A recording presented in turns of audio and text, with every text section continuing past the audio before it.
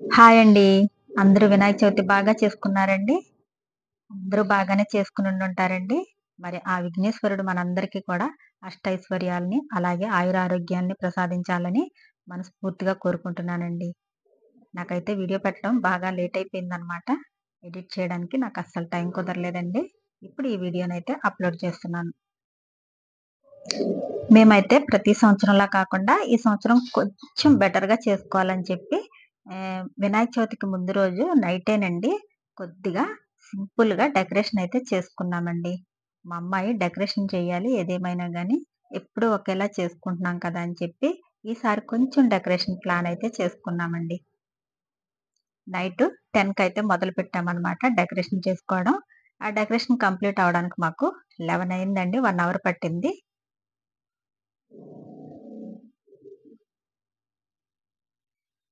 ప్రతి సంవత్సరం కూడా చాలా సింపుల్‌గా చేసుకుంటామండి. ఈ సంవత్సరం కొంచెం ఆహ్, చేసుకోవాలి అనిపించిందండి మనసులోను. అందుకనే కొద్దిగా డెకరేషన్ అయితే మేము ప్లాన్ చేసుకున్నామండి.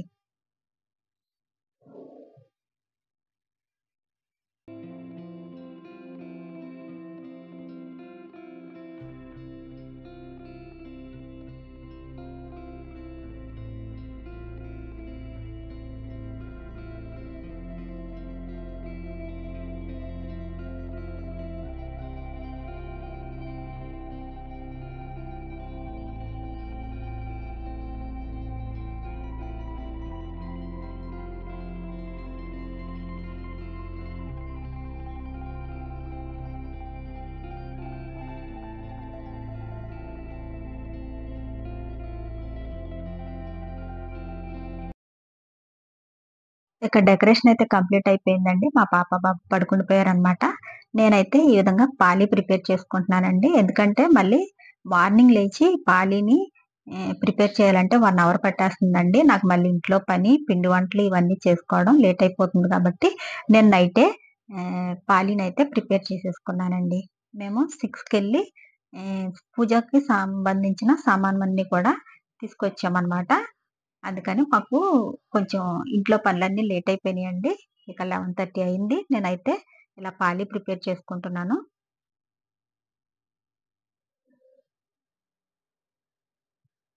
ఇలా ప్రిపేర్ చేసేసుకొని పడుకున్నామంటే కొంచెం ఎర్లీ మార్నింగ్ లేవగానే పననేది కొంచెం తగ్గుతుంది. మనకి ఫ్రీగా ఉంటుందండి. పూజ టయానికి అన్నీ కూడా ఆహ్, కంప్లీట్ అయిపోతాయి కదా! అందుకని నేను నైటే ప్రిపేర్ చేసుకుంటున్నాను. చాలామంది నైట్ అయితే ప్రిపేర్ చేసుకోరు అంటారు. కానీ ఈ మధ్య అందరూ కూడా నైటే ప్రిపేర్ చేసేసుకుంటున్నారు కదండీ! మా చిన్నప్పుడైతే మా వాళ్ళు నైట్ కట్టేవారు కాదండి. ఎర్లీ మార్నింగ్ మా నాన్నగారే అనేది మొత్తం ఆయనే చూసుకునేవారనమాట. మేమైతే పిండి వంటలు చేసుకునేవాళ్ళం. ఇప్పుడైతే మరి నాకు మా పా మా పిల్లలకైతే కట్టడం అనేది రాదండి. ఇక మా వారైతే అస్సలు తెలీదు ఆయనకి. అందుకని ఇవన్నీ నేనే చేసుకోవాలి కాబట్టి మార్నింగ్ లేచి కూడాను. అందుకే నేను నైటే ఈ విధంగాను మొత్తం అన్నీ కూడా డెకరేషన్ చేసేసుకున్నాను మొత్తం.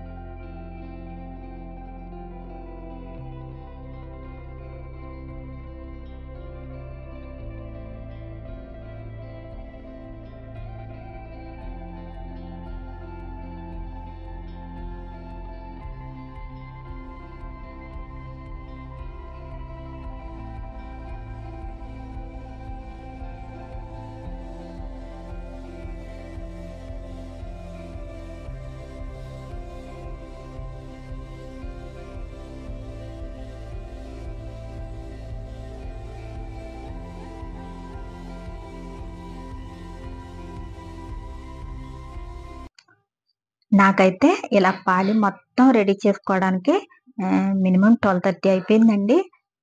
ఇక అప్పుడు కంప్లీట్ చేసి పడుకున్నాను. ఇక మార్నింగ్ అయితే లేవగానే ముందు ఇల్లు అయ్యి శుభ్రం చేసేసుకుని స్నానం చేసేసి పూజకి సంబంధించి మొత్తం పనులైతే స్టార్ట్ చేశానండి. పిండి వంటలు చేయడం ఇవన్నీ కంప్లీట్ అవ్వడానికి నాకు మార్నింగ్ 10 అయిపోయింది. 10 తర్వాత ఇక పూజ దగ్గరికైతే చేరుకున్నామనమాట. ఇక నేను ఆ వంటగదిలోంచి వచ్చేలోపు మా అమ్మాయి అయితే ఇవన్నీ రెడీగా పెట్టిందండి. ఇక విఘ్నేశ్వరుని తెచ్చుకొని ప్రతిష్ఠించుకొని ఇక పూజ అయితే స్టార్ట్ చేశామండి. ఫస్ట్ వినాయకుడిని పసుపు వినాయకుడిని అయితే తయారు చేసుకుని పూజ అయితే స్టార్ట్ చేశామండి.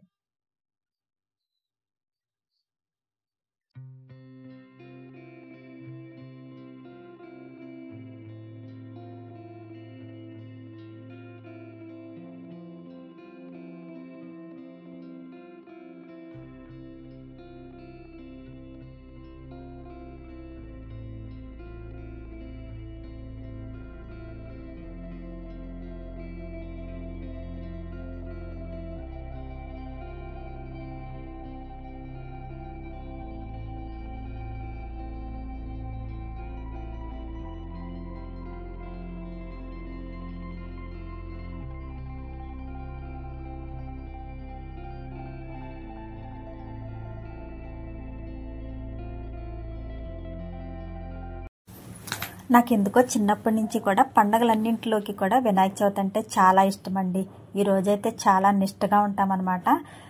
2-3 అయినా కూడా పూజ అయ్యేటప్పటికి అస్సలు ఆకలి అనిపించదు. మంచినీళ్ళు కూడా తాగమండి, అంత నిష్టగా ఉండాలనిపిస్తుంది. ఎందుకో తెలియదు, వినాయక చవితి అంటే అంత స్పెషల్గా ఉంటుందన్నమాట. ఆ రోజు ఏదో తెలియని ఒక ఆనందం. చదువుకునే పిల్లలకైతే మరింత హ్యాపీనెస్గా ఉంటుంది కదండి. అలాగే నాకు చిన్నప్పటి నుంచి కూడా వినాయక చవితి అంటే చాలా ఇష్టం అండి.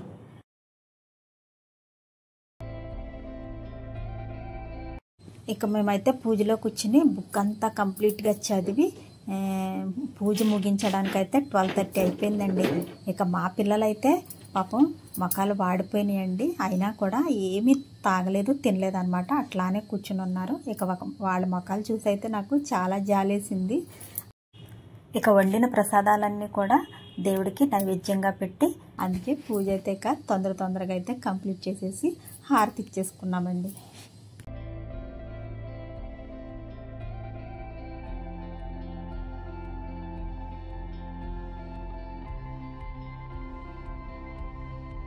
ఇక ఈ సంవత్సరం అయితే మేము చాలా మనస్ఫూర్తిగా తృప్తిగా చేసుకున్నామండి పండగ. మరి మీరందరూ కూడా అలాగే చేసుకుని ఉంటారని మనస్ఫూర్తిగా కోరుకుంటున్నానండి. అలాగే ఆ స్వామివారి దయ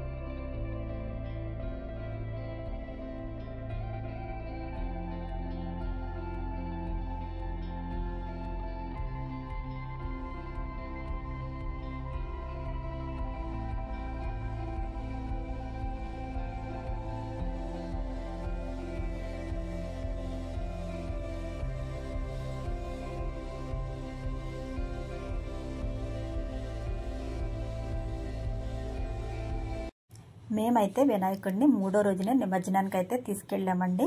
మాకు దగ్గరలో ఉన్న సరూర్ నగర్ దగ్గరికి తీసుకెళ్ళి అక్కడ నిమజ్జనం చేసి అయితే వచ్చామండి. మరి మీకు ఈ వీడియో నచ్చితే లైక్ చేయండి, అలాగే షేర్ చేయండి, సబ్స్క్రైబ్ చేసుకోవడం మాత్రం మర్చిపోకండి.